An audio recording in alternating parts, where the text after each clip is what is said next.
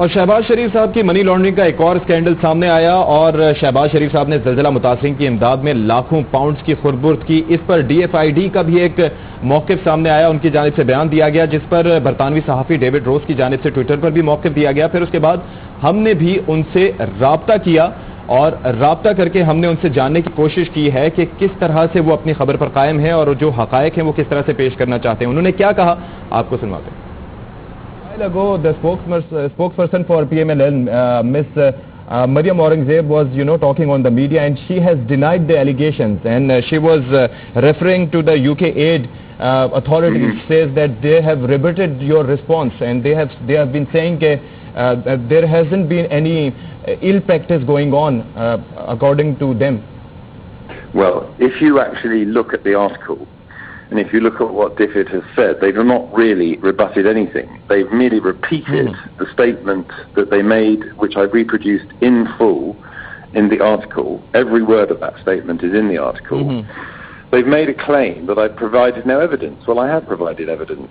So their statement is really silly because there is evidence in the article, and I invite you and your viewers to read it, and you'll see what the evidence is. Okay, but you are saying this, but I'm reading a paper issued by the UK Aid Authority, and they are saying that UK's financial support to ERA over this period was for the payment of the results, which means we only gave money once the agreed work, which was primarily focused on building schools, was completed. If you look at the article, what it says is that there was a evaluation written by DFID in 2008 into their aid programs in Pakistan. And this included quite a lot of stuff about ERA. If you Google DFID Pakistan 2008, you'll find this report very easily. What it says is that they were giving money not earmarked, that's their word, not earmarked money, but into the general budget for ERA, and they were raising concerns in this report that the money was not being properly accounted for, and yet they continued to give money. Now, I can't say for sure whether the actual money, the actual rupees or pounds or dollars or whatever currency you want to use, came directly from the money that had come from DFID. What is clear is that there is evidence which has already been presented in court in Pakistan when the former finance director of ERA pleaded guilty last year that money was taken from ERA, and the UK was the largest funder of ERA. So there are clearly big questions to answer, and what DFID is doing here is frankly blowing smoke. And you believe that this money wasn't spent where it was intended to be spent? And DFID wasn't aware of this operation, whatever that was, embezzlement was going on. There is evidence presented in a Pakistani court from the former finance director of ERA who has pleaded guilty to stealing money from ERA. And he says in his statement that some of this money he passed on to Ali Imran, the son-in-law of Shehbaz Sharif. That is evidence in a court paper filed in court in Pakistan last year. That is fact.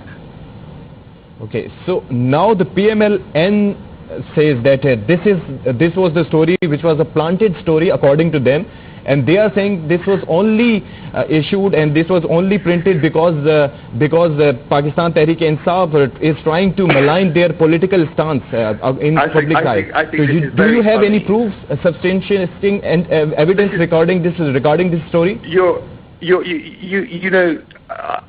have a great future ahead of you, perhaps as a comedian, because this claim is so funny, it's not really worth spending any time on. First of all, Miss Aurangzeb, who has been attacking me today, I tried many times last week to contact her as the PMLN spokesman. I've met her in the past. She knows me. I sent her detailed messages. I tried to phone her again and again. She refused to answer any questions. So that was her attitude when I was asking her difficult questions. So you are talking about Miss Meriem Ourengzib, right? Yes, that's right. Now, I don't know if she is responsible for this, but the PMLN has put out a photograph today showing me with Imran Khan, suggesting this is proof it was a planted story. There's just one problem with this photograph. It was taken last year. Indeed, it was tweeted by the PTI last year before the Pakistan election when I interviewed Imran Khan. And if you want to Google my interview with Imran Khan But published. They are saying that you don't have any proofs regarding this story, and they'll sue you in the court, and they'll go to Britain and they'll sue you over there. So what I want to ask you is that do you have any substantial proof regarding this story, that whatever you have published in there? I have. Every word in that story is supported by documents. Every specific allegation is supported by documents.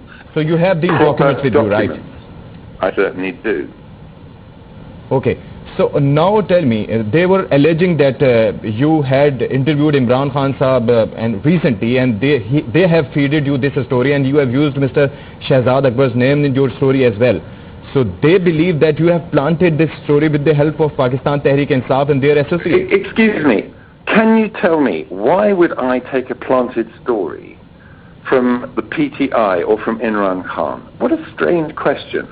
What interest do I have in supporting one side or another in Pakistan? This is what I'm asking you, because they are alleging that you did that. Well, because I can tell you. I'm just asking you the question. It's a lie. It is a lie. Do you believe that this... What do you say of that picture that they are sharing on the social media? I met Imran Khan more than 12 months ago, in May 2018.